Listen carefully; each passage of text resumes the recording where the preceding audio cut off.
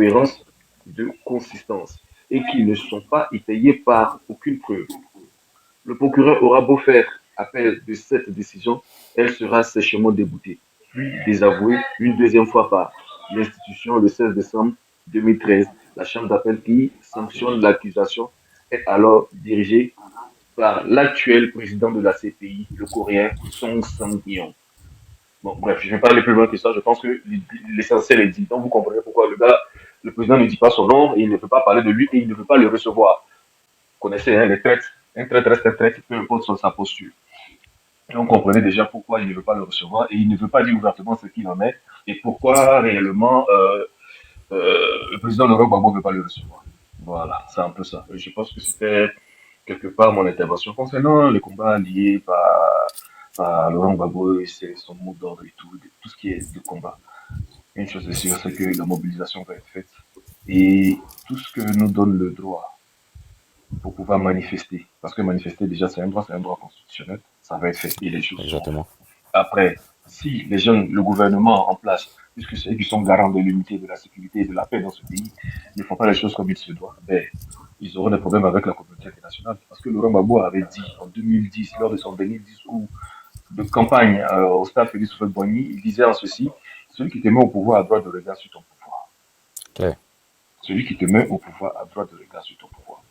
Aujourd'hui, là, ils font des allées et venues, pour pouvoir se faire valider par les Occidentaux. Jusqu'au point même, ils commencent à être, d'après eux, panafricanistes et choses nationalistes, dire dans certains panels que oui, voilà, la démocratie, c'est pour les Occidentaux et que, bon, on la prend et on la calque avec comment est-ce que je peux dire, nos habitudes et nos coutumes africaines. Et ils veulent prendre pour exemple le Maroc. Pourtant, le Maroc, c'est une monarchie. Donc, vous comprenez déjà. Et ici, tu as un exemple, Paul Kagame et Denis Sassou Nguesso. Mais tout ça, c'est le pays, c'est là-bas, c'est pas la Côte d'Ivoire. Voilà, tu veux qu'un état de droit et un état démocratique, donc il faut respecter le droit, il faut respecter la démocratie. Voilà, la constitution, quand elle te dit que tu as droit à deux mandats, il s'agit d'une personne, il ne s'agit pas de plusieurs constitutions. Tu n'as pas changé la constitution comme tu veux à ta guise. Non, la Côte d'Ivoire n'est pas un royaume. Voilà, moi j'ai toujours dit, le Congo, l'Empire de Congo 2.0, là c'est fini, ça n'existe pas, ça ne va pas exister. Et celui qui a détruit l'Empire de Congo, c'est pas Laurent Gbagbo, c'est pas un BT, c'est pas un gars du Sud, il s'appelle Samori Touré. Tout le monde sait, c'est écrit dans les livres d'histoire. C'est Samori Touré qui est venu détruire l'Empire de Congo. Voilà, avant que la France et les Français ne décident que ce territoire s'appelle Côte d'Ivoire. Ça c'est dans l'histoire. Donc l'Empire de Congo c'est fini. Tu peux pas être originaire de Congo et puis aller avoir pour village à Sili Mafia. C'est le seul président qui ne va pas en vacances dans son village. Bref, c'est assez particulier. Tu as effrayé les gens. Tu es venu régner par la terreur et tu vas partir. Ton temps est fini. Nous, les Ivoiriens, on se connaît. Quand tu as tout nouveau, tout beau, tu es arrivé nouvellement, tu as fait peur, on t'a observé, on a vu tes failles, maintenant, on n'a plus peur. La personne que tu as envoyée de l'autre côté, croyant qu'il n'allait plus revenir, elle est revenue. Mais attends, on est galvanisé, on est boosté, on est au conflit à bloc. Tu vas nous dire quoi encore? Aujourd'hui, vous voulez minimiser, banaliser les choses. On vous dit des choses, comment on appelle, de refaire la révision de la liste électorale, vous ne voulez pas. Mais vous savez pourquoi? Parce que la majorité de vos militants sont des illettrés. La majorité de vos militants sont des illettrés. Les plus jeunes aujourd'hui, là, tous ceux qui sont nés dans les années 90, 95, même ceux qui sont nés en 2000, minimum, ils ont le niveau de licence. Ils savent lire, ils savent écrire et ils savent réfléchir. C'est leurs professeurs d'université qui sont tout le temps sur les débats dimanche en train de discuter avec vous. Ils savent pourquoi. Ils savent pourquoi. Ils sont là, oui, ton temps révolu, ton temps est comme si, mettez son nom, on va vérifier quelque chose. Vous allez voir que, encore, il a fallu Gbagbo sur la liste électorale pour qu'il y ait une forte mobilisation au niveau des élections en Côte d'Ivoire. Voilà, parce que depuis 2010, les élections présidentielles 2010, il n'y a jamais eu un taux de participation aussi élevé. Jamais. Je ne comprends pas, je ne les comprends pas, parce que c'est pas critique, et ça, ils vont partout. Et c'est clair, il n'y a rien à dire. C'est tout.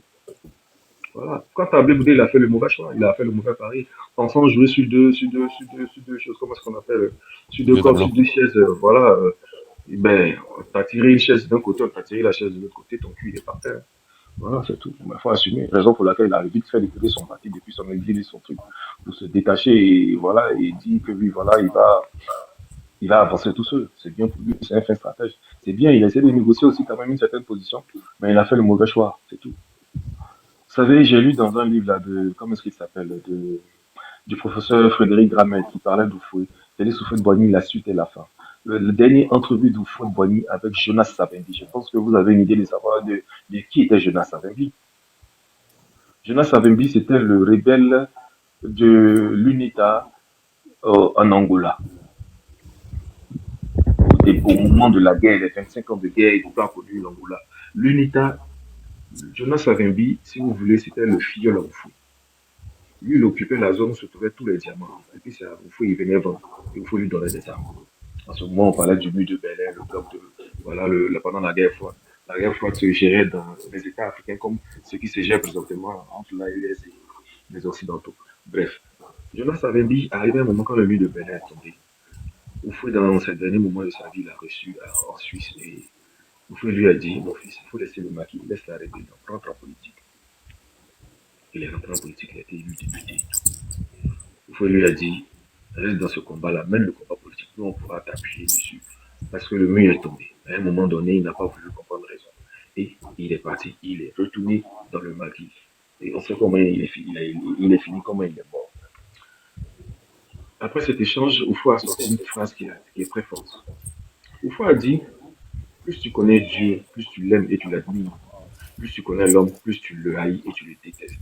Et je pense que le ressenti, le sentiment qu'a Oufoué au travers de l'attitude qu'a eu Jonas Savimbi vis-à-vis de lui, parce que Oufoué, l'ayant pris comme son fils, l'ayant positionné à un niveau assez vraiment élevé de la communauté internationale, l'ayant présenté à pratiquement tous les grands noms pour qui il est cette notoriété-là, à un moment de sa vie, a été goûté ou bien a été vraiment jeté, je ne sais pas comment est-ce que je peux dire, par son fils Jonas Savimbi.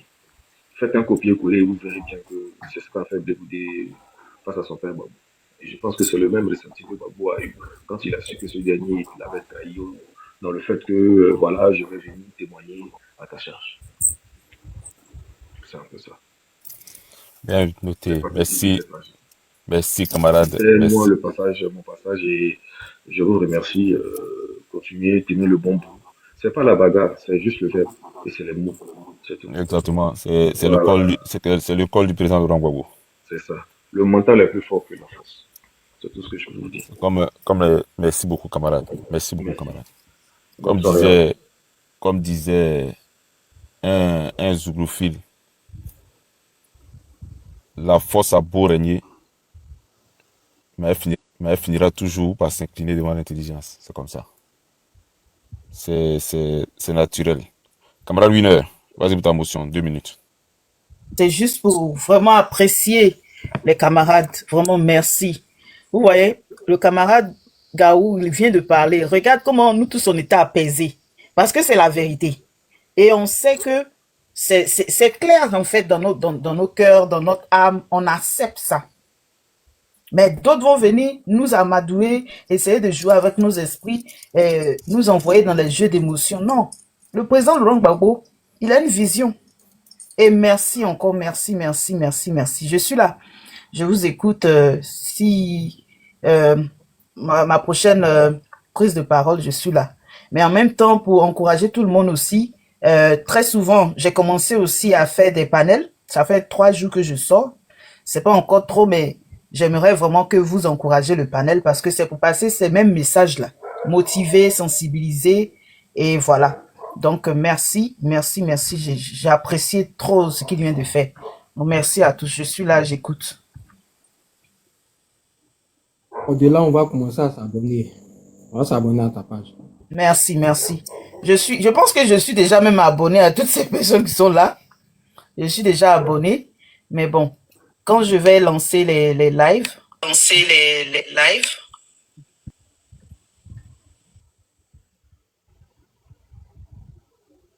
Donc, c'est ça. Donc, le Waraba, je vais vraiment apprécier de te voir sur mon panel aussi. Le camarade Gbagbo a raison, le camarade Kragbe, le camarade Chris. Et c'est pas pour la personne qui est montée, je sais pas trop qui c'est, mais ça sera vraiment, ça va faire plaisir de voir tout le monde et on va partager les mêmes messages. C'est Gbagbo et moi, ma page là, c'est Gbagbo aussi. Je suis pas là pour me donner des migraines. Non, non, non. C'est pas bon. Actuellement, on n'a pas d'énergie pour aller prendre des migraines. On a besoin de toute notre énergie, notre force, notre focalisation pour aller à l'objectif. Donc, c'est ça.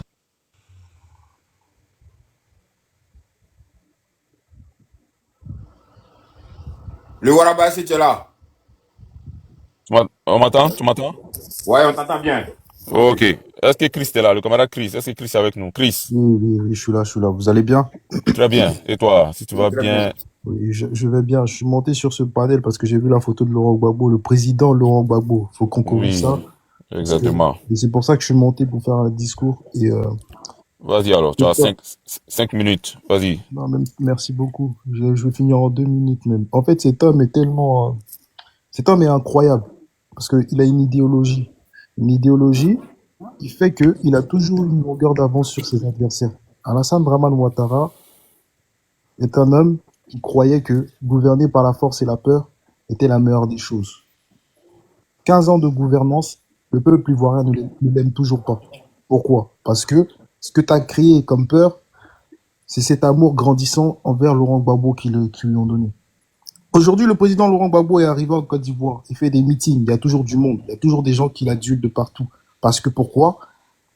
Cet amour devient de plus en plus grandissant. Tout le monde se rend compte que cet homme a toujours eu raison.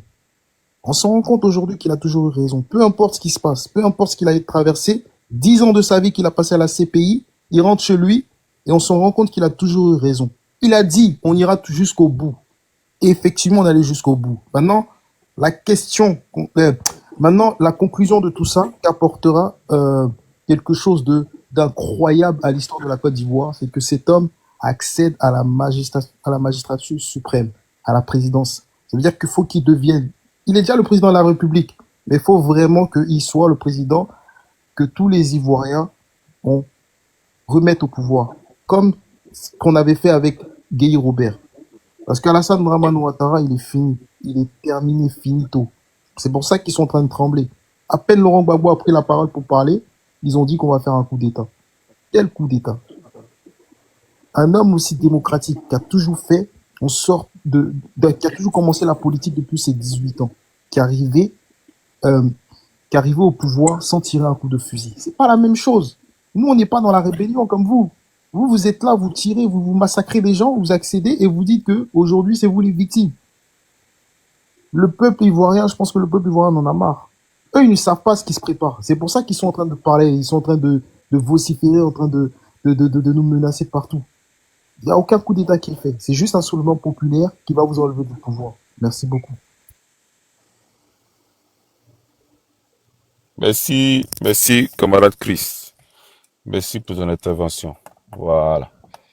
Merci, c'est de ça qu'il s'agit. C'est l'école de Gbagbo. C'est le président de Gbagbo. Le président de Gbagbo a toujours raison. Le président de Gbagbo a toujours raison. Vous savez, le contexte, je vais essayer de m'exprimer un peu. Camarade Bellevoye, je te donne la parole tout à l'heure.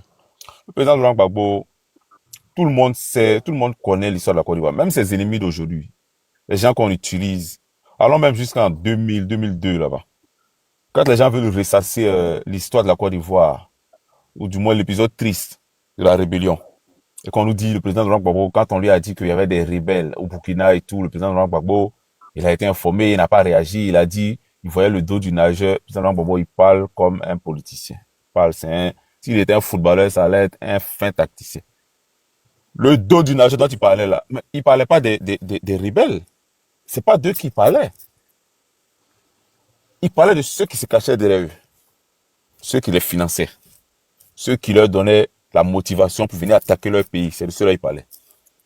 C'est pourquoi quand les gens disent qu'est-ce qu'il a fait, qu'il dit que j'ai contenu la rébellion que vous avez tenté d'envoyer en Côte d'Ivoire. J'ai contenu cette rébellion-là. Effectivement, il a contenu. Il y en a qui disent qu'il aurait dû se battre, il aurait dû aller à la front, il aurait dû faire face, il aurait dû envoyer des armes, faire ceci, là. Mais s'il faisait cela, ça allait être un piège. Notre pays allait devenir comme le Rwanda, comme la Libye, comme ce qu'ils ont fait en Libye. Parce qu'à ce moment-là, on avait qui? On comptait sur quoi? Parce que vous savez même comment les armes même qu'on voulait prendre là. Les gens nous mettaient des embargos. Les gens qui voulaient gouverner les Ivoiriens mettaient les armes. Ils étaient hostiles à ce qu'on mette l'embargo sur les médicaments.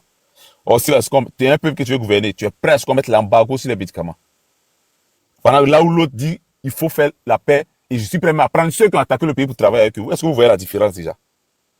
C'est ce qu'on appelle aimer son peuple, aimer ses parents, aimer son pays. L'embargo sur les armes. Le président Laurent Gbagbo, en fin tacticien politique, il accepte ici, il retarde ici, il accepte ici, il retarde ici, il refuse ici, il accepte ici. Il a fait ça jusqu'à ce qu'on arrive en 2011. Et que le nageur dont il parlait en 2002, là, dont on voyait le dos, là, en 2011, il a fini par sortir sa tête. Est-ce que le nageur n'a pas sorti sa tête en 2011? Le nageur a fini par sortir sa tête. C'est-à-dire que ce sont deux envoyés. Et ils mettaient d'autres personnes devant, les pec là. En 2011. C'est-à-dire que le président Gbagbo a géré la rébellion là jusqu'à ce qu'on arrive en 2011. Le nageur a fini par sortir sa tête.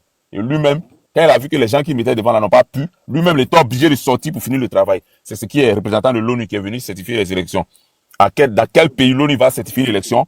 Le Conseil constitutionnel donne un verdict et puis on dit qu'on ne prend pas en compte la décision du Conseil constitutionnel qui est la juridiction, la dernière juridiction capable de donner un résultat final d'une élection. On dit non, on prend pas leur avis en compte et on prend, comment on dit ça là, on prend l'avis d'un président de CEI qui n'a pas pu respecter même le délai qu'il était imparti. Il va prononcer un résultat dans le QG d'un d'un candidat aux élections et on prend ce résultat-là, c'est ce qu'on divulgue partout. On dit que les États-Unis ont validé, la France a validé, l'Union européenne a validé, l'ONU a validé, et c'est ça qu'on prend pour harceler celui-même qui a gagné les élections et dont le Conseil constitutionnel a prononcé et investi en tant que président. C'est là que le nageur a sorti sa tête. Et on a vu qui était ce nageur-là. C'est pourquoi quand il est parti quand le président va au Golf Hotel, quand on l'arrête et qu'on l'amène au Golf Hotel, il y a un des rebelles là, à la personne de Moro qui lui pose la question. Mais qui a gagné les élections? Je ne sais pas si vous vous rappelez de cet épisode-là. Qui a gagné les élections? Le président, digne fils de la Côte d'Ivoire, Koudou Laurent Gbagbo, dans tout le tohu-bohu qui s'est passé à la présidence, les bombes qu'ils ont larguées sur sa résidence, dans tout ce qui a pu se passer, le stress, les bousculades et tout, on le prend, il est là. C'est-à-dire qu'il est censé être dans les nuages, il est censé être perdu. Il garde son calme. Le rebelle âme à la main avec tous ses collègues dans la même pièce, le république. Qui a gagné les élections? Ce n'est pas de ça qu'il s'agit ici. On n'est pas venu parler de qui a gagné les élections. Cette crise, elle a plusieurs composantes que ni vous, ni moi ne pourrons résoudre à l'instant T. Mais la partie militaire de cette crise-là, on va la conclure. On va rendre maintenant la partie civile. La partie civile, c'est ce qui maîtrise. C'est là-bas que le président Gbagbo, quand il porte le brassard, il n'y a pas quelqu'un, il n'y a pas une équipe. Et la partie civile, là, c'est ce qui a continué à la CPI. Pourquoi Ouattara n'a pas gardé le Gbagbo en Côte d'Ivoire? C'est parce qu'il connaît la force de l'homme. C'est que là où Gbagbo est là, c'est dur que la forfaiture prospère, ou ça perdu. C'est comme ça, lui et ceux qui le cachaient, qui ont sorti les têtes, les étaient obligés d'envoyer à la CPI. Quand Gbagbo part à la CPI, les gens ont déchiré son extrait de naissance politique. Ils ont déchiré ça en 1000 morceaux. En se disant qu'il est parti là, c'est fini, on a gagné. Leur objectif, ou bien leur but, c'était que ce monsieur-là parte et qu'il ne revienne plus. Ils avaient déjà fait leur calcul dans l'ombre. S'il part, on va te donner la possibilité, toi, de gouverner pendant un bon moment, tu seras tranquille, parce qu'il n'y a pas un garçon comme lui ici qui va pouvoir t'embrouiller. Lui, on l'enlève ici, on te donne le temps de gouverner. Et en espérant que quand ton temps de gouverner va finir, à le temps de préparer quelqu'un qui va te remplacer, pour ne pas qu'il puisse faire barrage, peut-être qu'à la période là, il va déjà là-bas. Parce que le calcul, voilà comment il déchire son essai de naissance politique. Mais le président Laurent Gbagbo, le fils béni de la Côte d'Ivoire, enfin stratège, grand politicien, il va s'asseoir là où on l'envoie à la CPI. Et puis il prend les parties de son essai de naissance politique qu'ils ont déchiré là. Il récolte ça comme un puzzle, petit à petit, pendant 8 ans. Il récolte ça. Et le 21 juin, si je ne me trompe pas, ou le 19 juin 2021, l'acquittement est prononcé. Il revient en Côte d'Ivoire. Ce calcul-là n'avait pas prévu ça. Ce calcul-là, les gars n'avaient pas prévu ça. Alors qu'il revient avec l'extrait de naissance qu'on déchire là, il revient et il dépose là. On dit si tu viens, il faut aller t'asseoir à Mama. Tu n'as plus le droit de faire la politique. D'ailleurs, même s'il vient, il faudrait qu'il rentre en catimini. Il ne faudrait pas qu'il vienne, il ne faudrait pas qu'il ait un vuvuzela. Il est rentré. C'est pas lui qui crée le vuvuzela là. Ça se crée naturellement. Le peuple ivoirien, les enfants de Côte d'Ivoire veulent voir le président Gbagbo. Le président Gbagbo rentre. Tout le monde veut aller à l'aéroport pour le voir, pour le toucher, pour être sûr que c'est vraiment lui. C'est comme le Messie. Et il revient, il repose son extrait de naissance politique sur la table. Il dit, je suis de retour, je ferai de la politique jusqu'à ma mort. Il contourne le caillou du FPI qu'on a voulu l'embêter. Il crée le PPACI qui se déploie partout sur l'étendue du territoire ivoirien et même au-delà des frontières ivoiriennes. Il n'avait pas prévu ce calcul-là. Le président Gbagbo est revenu. Comme disait le frère tout à l'heure, c'est lui encore qui remet de l'engouement dans la sphère politique en Côte d'Ivoire. Il y a eu une révision de la liste électorale en 2015. Quand Alassane Ouattara s'est prévalu, il s'est prévalu d'être candidat par dérivation. Sachant que déjà le président Gbagbo lui avait déjà fait l'honneur d'être candidat exceptionnel. Lui, après en 2015, il s'est donné le titre de candidat par dérivation. Le président Gbagbo, ils ont fait une révision de la liste électorale en même pas un mois, entre juin et juillet. Parce que c'est eux qui détenaient tout. Il n'y avait personne pour aller à l'encontre de ce qu'ils disaient. Et les gens étaient désintéressés même de la politique. Le président Gbagbo n'était pas là. 2020, candidature par cas de force majeure, parce qu'il a perdu son candidat, soi-disant. Le président Gbagbo n'était pas là. Ils ont fait encore une révision de la liste électorale. 2025, ils n'avaient pas prévu ce schéma-là. Le retour de Gbagbo. Ils n'avaient pas prévu son retour. Gbagbo revient pour refaire la révision électorale. C'est un problème parce que Gbagbo est là. On ne peut pas faire ce qu'on a fait en 2015 et en 2020 quand Gbagbo est là. C'est impossible. C'est impossible. Et c'est ce qui crée tout cet engouement-là. C'est ce qui permet aussi à tout le monde de pouvoir parler, de pouvoir dire certaines choses. Il y en a qui, si jamais ils regardent le rétroviseur de l'histoire de la Côte d'Ivoire, ils sauront que si aujourd'hui ils peuvent ouvrir la bouche, créer un parti politique et puis pouvoir s'exprimer, c'est parce que Laurent Gbagbo a gagné sa bataille hier contre le président Félix Houphouët-Boigny. Et il a imposé le multipartisme. C'est pourquoi aujourd'hui ils ouvrent leur bouche et puis ils parlent. Ne serait-ce qu'être reconnaissant avec ce monsieur-là. Juste pour ça. Juste pour cela. Il n'a jamais perdu le combat. Il a gagné face au Fouet. Il a gagné face à Gueye. Il a gagné face à la CPI. Il est de retour. C'est Draman qui a lui fait peur. Le mot d'ordre là sera donné. On ira prendre les rues comme en 2000. On attend l'homme, le chien qui va aboyer dans la rue, on l'attend. On a négocié, on a tout fait. Vous voulez rien comprendre. Gbagbo est là. Gbagbo est là. Ceux qui doutent encore là, Gbagbo est là. Ne doutez plus. Si Gbagbo devait reculer, c'est quand il avait 18 ans. Quand il avait tout l'avenir devant lui. Quand il avait tout ça, quand il a vécu tout ce qu'il a vécu jusqu'à aujourd'hui. Il a pris tous ses couleurs qui reviennent dans son pays après avoir été acquitté. À 80 ans, il dit qu'il est encore notre leader et qu'il est encore là, prêt à finir le combat. Ah, tu as peur de quoi? Belle voix, est-ce que tu es là? Est-ce que Belle voix est là? Est-ce que Belle voix est avec nous? Belle voix, est-ce que Belle voix est là? Belle voix, est-ce que Belle voix est là? Camarade, tapotez le live, partagez. Vous m'entendez? On t'entend, camarade. 565. Merci Vas-y, dans le beaucoup, mic. c'est gentil. Merci. 5 minutes. Félicitations à toi et puis à tous les autres qui sont intervenus. Moi, je vais pas être long, mais je voudrais justement à ta suite donner mon avis qui va justement dans ton sens. Et tu ne crois pas si bien le dire quand tu dis que Laurent Gbagbo n'a jamais perdu de combat. Effectivement, il n'a jamais perdu de combat. C'est pourquoi l'adversaire, justement, souffre de tremblote. Donc, finalement, Laurent Gbagbo est celui qui impulse le combat. C'est celui-là qui imprime le rythme. Alors, moi, je vais pas m'appesantir là-dessus, mais je vais faire une petite... tout à l'heure, il y a quelques heures seulement, j'ai échangé avec un ami qui était de gauche, avec qui on a fait la fessée et tout ça, et qui aujourd'hui se retrouve un jour qui rentre dans mon inbox et qui me dit Joe.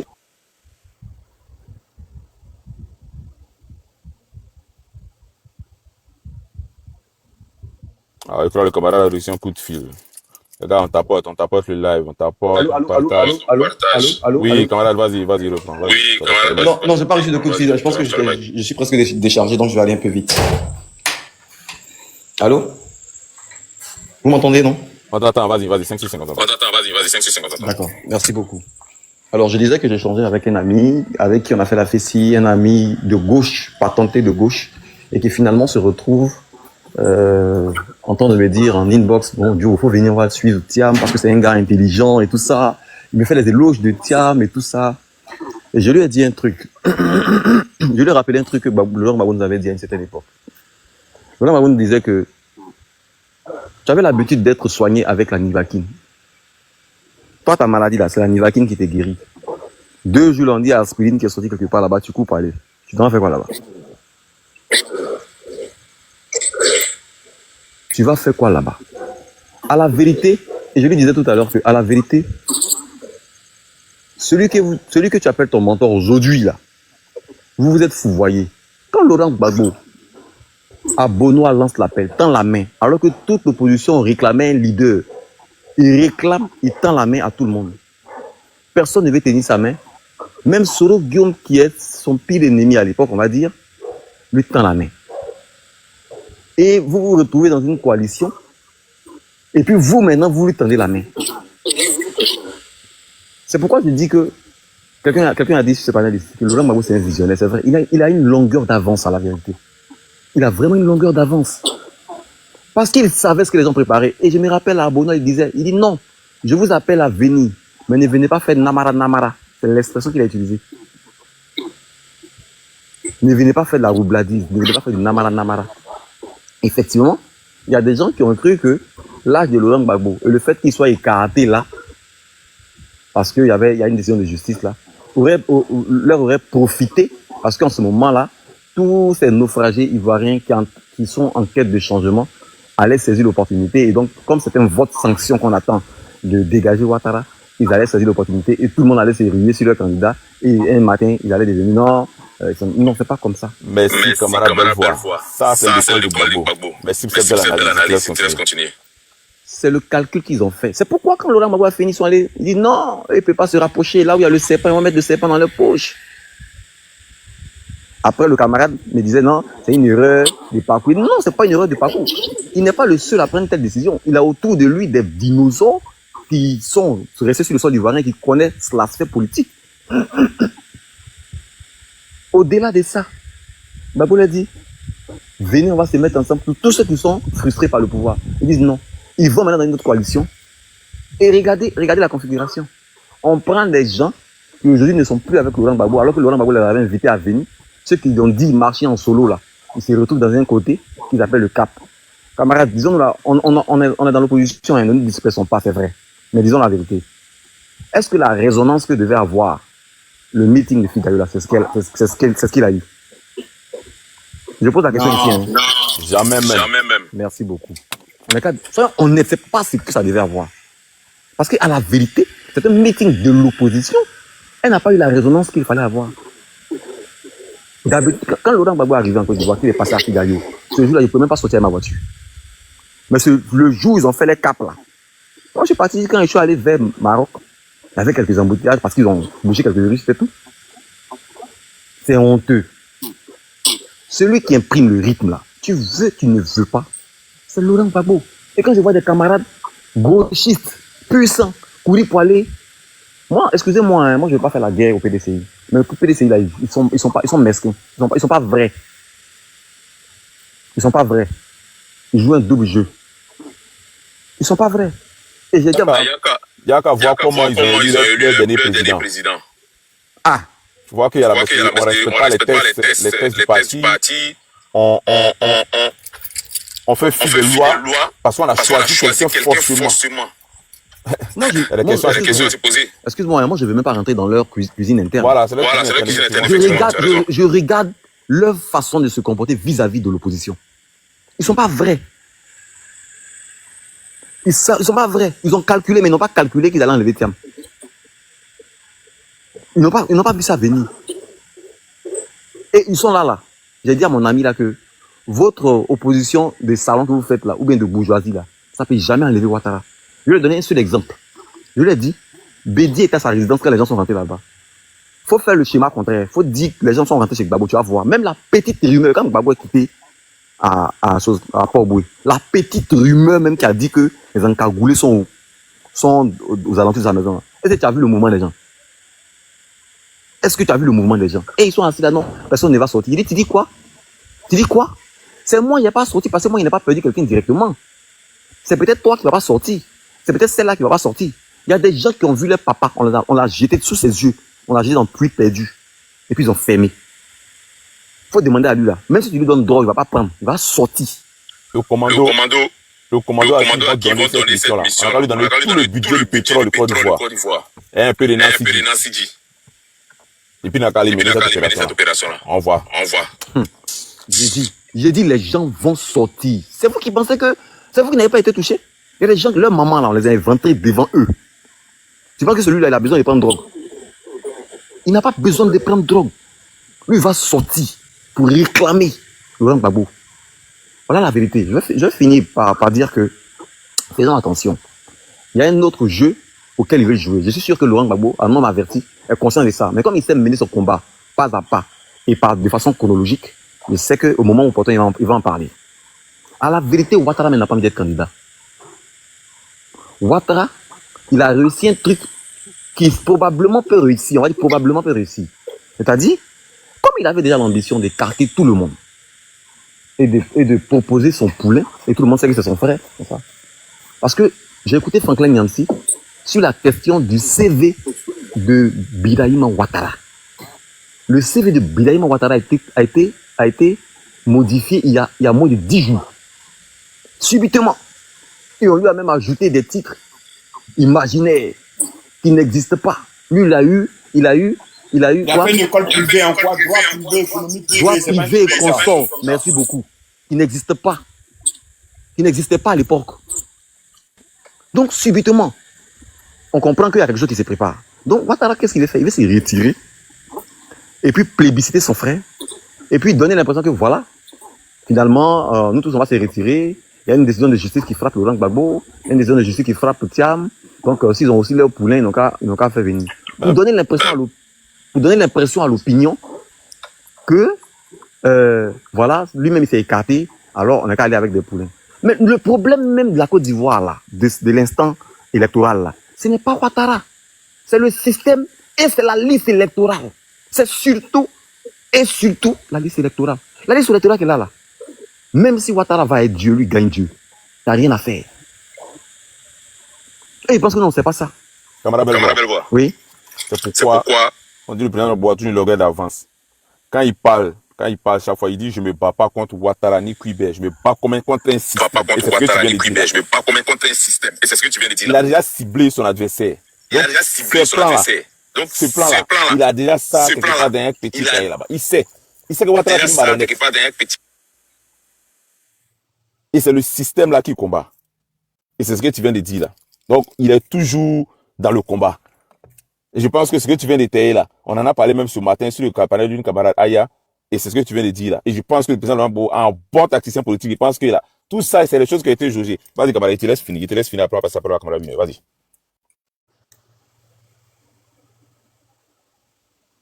Voilà. Tu as fermé ton micro encore, hein? Faut ouvrir.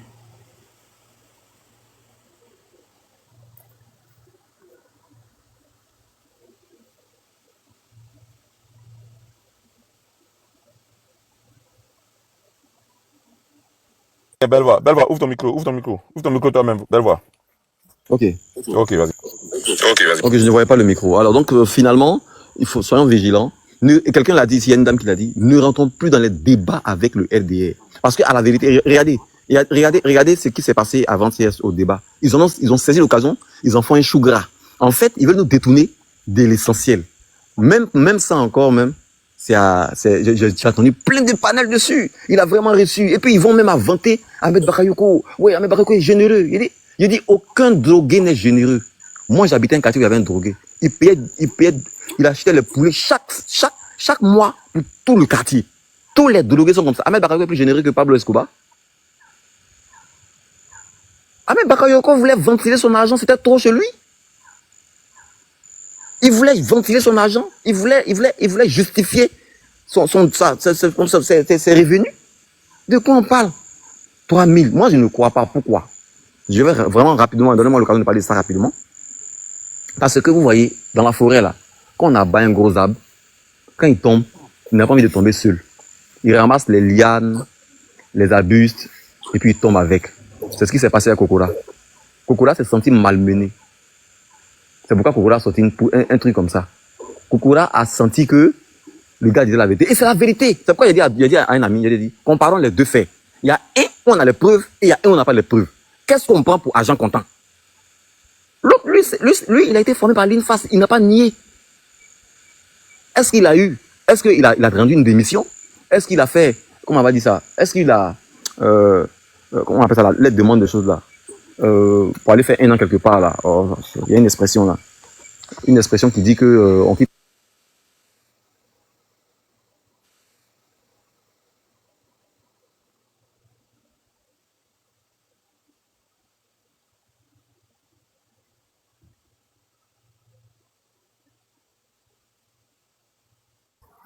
André, le camarade est déchargé. Ouais, pas il est là. Ok, il est là. Donc finalement, je vais vous laisser Bram, parce que moi là, aussi, je je vais l'ai chargé. charger là. Il est Merci chargé beaucoup. Oui, oui. rapidement. Si, si. Ah, moi, moi, c'est ça à 2%. Il est chargé rapidement et puis il revient. Ok, d'accord. Merci beaucoup, Waraba. Demain, j'ai un rendez-vous. Oui, Donc, pardon. 12h, on se prend demain. Ok. La Ok. camarade, Bon, il y a la soeur donc, qui est là. Si tu demain, veux, demain, si tu veux, demain, c'est voilà. chez Si toi, on tu se veux prend. te donner Demain, à quelle heure? La camarade là. 1 heure, si tu es là, ouvre ton micro. Donne-nous, 1 heure, tu es là? tu lances Ah ton oui, camarade à oui, quelle heure? allô, camarade, oui, merci Oui, beaucoup. comme le Je suis là camarade demain Bram. à partir de 10h, 11h, je suis là toute la journée, presque Donc tu lances ton live à quelle heure? 11h au maximum, 11h. 11h. Ok, S'il bah, vous plaît, tu lances, venez, hein, venez, c'est tu nous pour envoies. débattre les mêmes sujets. Si tu nous vois, si tu nous vois pas, tu envoies les invitations et puis on va D'accord. venir. Voilà. D'accord, je vais vous laisser en modérateur, je vais tout faire, c'est les mêmes sujets. Donc, il faut maintenant, chacun même doit ouvrir son panel et puis faire ça. Donc, je vais aussi assister à vos panels. Déjà, j'ai l'habitude de venir sur le panel du camarade Bago a raison. Mais je ne sais pas à quelle heure, le camarade, Maintenant, pour moi, ce serait le Moi, soir. j'ouvre rarement. Moi, j'ouvre pratiquement pas même. C'est le camarade, bon, je viens chez le camarade. Donc, mais si tu ouvres, on va faire un tour. D'accord. Merci beaucoup. Merci. Donc, Ok, bisous à vous, bonne nuit. Ok, merci. Ok, merci Waraba. également. Et puis, Demain? oui, pardon. Demain. Ok, donc porte-toi bien.